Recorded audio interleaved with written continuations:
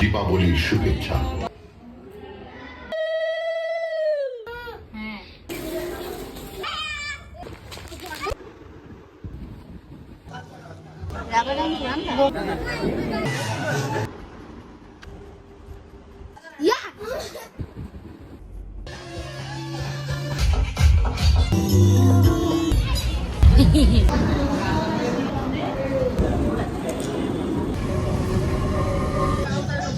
আমি শুধু শক্তির দেবী নই, আমি মায়ের মতো আগলে রাখি।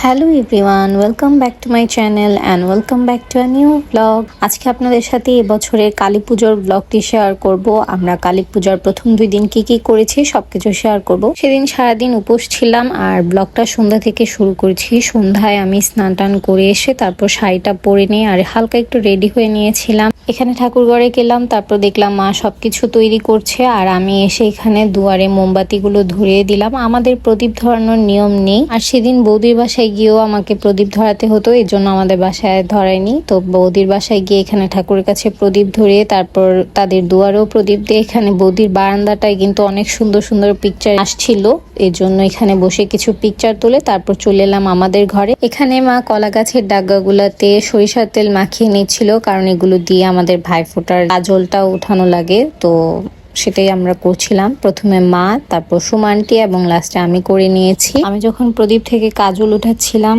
আমার সাথে নীলও জয়েন দিয়েছে। কাজল উঠানো শেষে এখানে ঘিয়ের প্রদীপ ধরিয়ে নিলাম। এখন কার্তিক মাস চলছে আর প্রতিদিনই আমরা গোপালের উদ্দেশ্যে ঘিয়ের বাতি দেই। এখানে বারান্দাতে 2-3টা মোম দিয়েছিলাম, কারণ কখন কোন অঘটন ঘটে যায় বলা যায় না। তো তারপর বাইরে এসে এখানে কয়েকটা তারাবাজি ফুটিয়ে নিলাম আর ছাদে গিয়েছিলাম শাড়ি চেঞ্জ করে। তারপর এখানে গিয়ে আমরা অনেক বাজি ফাটিয়েছি। কালী পূজার অঞ্জলিটা কিন্তু আমি সবসময় বঙ্কবিহারী মন্দিরে নেই, এটা আমাদের বাসার কাছেও এবং আমার কাছে খুবই ভালো লাগে। তখন প্রায় 11টা-12টা বেজে যাচ্ছিল, এজন্য মা আমাকে আলতা পরিয়ে দিল এবং শাড়িও পরিয়ে দিচ্ছিল। এই তো এখানে আমরা সবাই রেডি হয়ে গেলাম। বড় মামা এসে আমাদেরকে বলে যে বঙ্কবিহারীতে নাকি অলরেডি অঞ্জলি শেষ হয়ে গিয়েছে, কিন্তু আমরা তো জানি প্রায় 1:30-2টা অন্তত বাজে। তো একটু তাড়াহুড়া করে বের হয়েছি, না হলে আর একটু পরে যেতাম। যাই হোক, তারপর আমরা চলে গেলাম বঙ্কবিহারী মন্দিরে এবং সেখানে গিয়ে দাঁড়িয়ে আমাদেরকে জিজ্ঞেস করার পর বললো কিছুক্ষণ পরই অঞ্জলি দেওয়া হবে।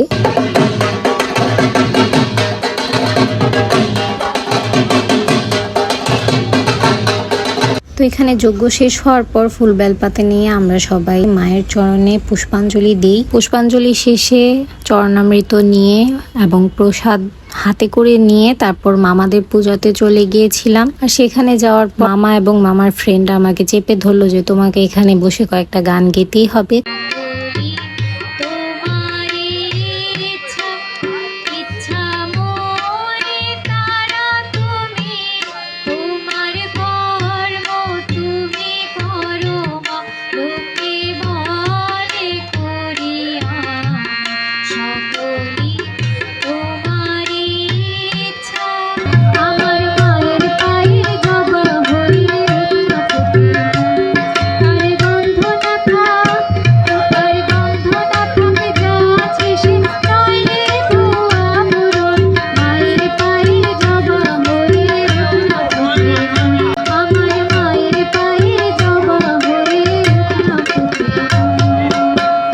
তো এখানে বসে আমি কিছু গান গেয়ে তারপর চলে গেলাম সাহাপাড়াতে। সাহাপাড়ার প্রতিমাটা সবসময় ইউনিক এবং সবসময় খুব সুন্দর হয়, এবারও খুব সুন্দর হয়েছে, আমার কাছে খুবই ভালো লেগেছে। আর বঙ্কবিহারীর প্রতিমাটাও খুব সুন্দর হয়েছে, মামাদের প্রতিমাটাও সিম্পলের মধ্যে খুব সুন্দর হয়েছে। পুষ্পাঞ্জলি আমি প্রায় 1:30-2টার দিকে নিয়ে ফেলেছিলাম, কিন্তু লাভ হয়নি। আমি গান গাইতে গাইতে এবং ঘুরতে ঘুরতে প্রায় 4টা বাজিয়ে দিয়েছিলাম। তাই বাসায় যাওয়ার আগে এখানে একটা আইসক্রিম খেয়ে নিয়েছিলাম দাঁড়িয়ে, কারণ আমার গান গাওয়ার পর এত বেশি গলা শুকিয়ে আসছিল, ওই জন্য একটা আইসক্রিম খেয়ে তারপর বাসায় চলে যাই। এমন একটা ঘুম দিয়েছি। পরের দিন সকাল 10টার মধ্যেই উঠে গিয়েছিলাম, জানি না কেন আমি আর একটু ঘুমাতে চেয়েছিলাম। ওই দিন আমার ভার্সিটিও অফ ডে ছিল, তো আমার এত প্যারা ছিল না, তাও ঘুম থেকে উঠে তারপর খেয়ে দিয়ে নিয়েছি।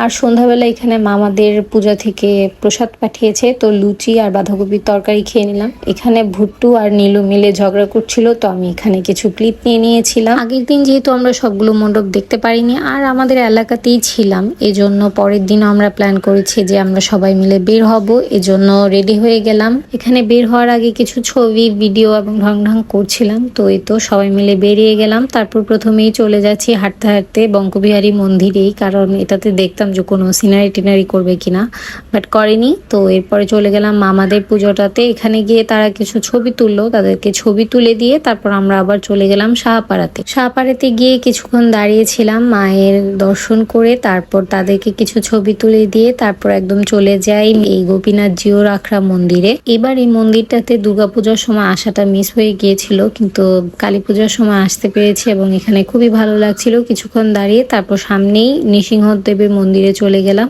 এখানেও ডেকোরেশনটা খুবই সুন্দর হয়েছে এবং মায়ের প্রতিমাটাও অসাধারণ হয়েছে। এখানে শিব ঠাকুরের যে ফেসটা এটাও খুবই সুন্দর এবং কিউট লাগছিল। তো এখান থেকে তারপর চলে যাচ্ছি হাঁটতে হাঁটতে ডালপট্টির দিকে। এখানে রাস্তায় একটা প্রথমে পূজা দেখেছিলাম, ওইটা দেখার পর চলে গেলাম ডালপট্টি পূজাতে। আগে যখন আমরা ডালপট্টি ছিলাম একদম এই মণ্ডপটার সাথে আমাদের বাসাটা ছিল, আর আমি ছোটকালে এই মণ্ডপে গানও গেয়েছিলাম আমার মনে আছে। এরপর সেখান থেকে হাঁটতে হাঁটতে চলে গেলাম বলদেবের আখড়া। এরপর সেখান থেকে চলে গেলাম কাচারি গল্লি, আর এখানেও কিন্তু খুবই সুন্দর লাগছিল ডেকোরেশনটা, মায়ের মূর্তিটাও খুবই সুন্দর হয়েছিল। তারপর এখানে আশেপাশে যতগুলো পূজা মণ্ডপ পেয়েছি নিতাইগঞ্জের দিক পর্যন্ত সবগুলোই দেখার চেষ্টা করেছি। নিতাইগঞ্জের বিল্ডিং এর একটা পূজাতে যেতে চেয়েছিলাম, কিন্তু সেখানে লিফটটা অফ থাকায় আমরা আর কেউ ওঠার সাহস পাইনি। তাই নিতাইগঞ্জ পূজা মণ্ডপের প্রতিমাটা দেখে তারপর এখানে ফুচকা বারে চলে যাই। ছোট বোনগুলো ফুচকা করছিল, এই জন্য এখানে এসে বসে তারপর আমরা ফুচকা আর বড় মামির জন্য চটপটি অর্ডার দিয়ে দিই। মা আর সুমান্টি এগুলো খায় না, এই জন্য তারা বসে বসে দেখছিল। ফুচকা অর্ডার দিয়ে তারপর আমরা বসেই ছিলাম। তারপর আমাদের ফুচকা চলে আসে, আর ভুট্টু তো ফুচকা পেয়ে অনেক খুশি, গুড়িয়াও ফুচকা পেয়ে অনেক খুশি, আর বড় মামি নিয়েছে চটপটি। তারপর আমরা এই ফুচকাগুলো খাওয়া শুরু করলাম। টকটা খুবই ভালো ছিল, আর পরে ফুল ডিম দেওয়া থাকে। ফুচকাটার দাম মেবি 80 টাকা ছিল, আর চটপটিটার দাম 60 টাকা ছিল। খাওয়া দাওয়া শেষ করে আমরা বের হই। এখানে বড় মামি নীলুকে নিয়ে আর পারছে না, এজন্য চলে যাবে, আর সুমানটিও আর হাঁটতে পারছে না, এজন্য তারা বাসায় চলে গিয়েছে। আমি, গুড়িয়া, মা এবং ছোট মামি মিলে আমরা চলে আসলাম দেবভোগে। দেবভোগ আখড়াতে অনেকগুলো পূজা হয়, এজন্য এগুলো মিস দিতে চাইছিলাম না, তো আমরাই চলে আসলাম দেবভোগ আখড়াতে।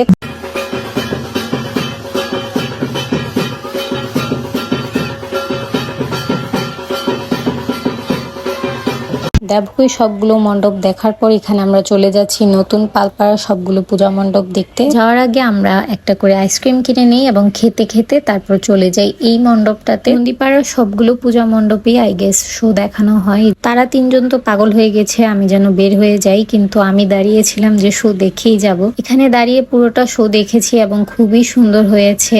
একটা টাকা দিই না, আমার খুব খিদে পেয়েছে রে।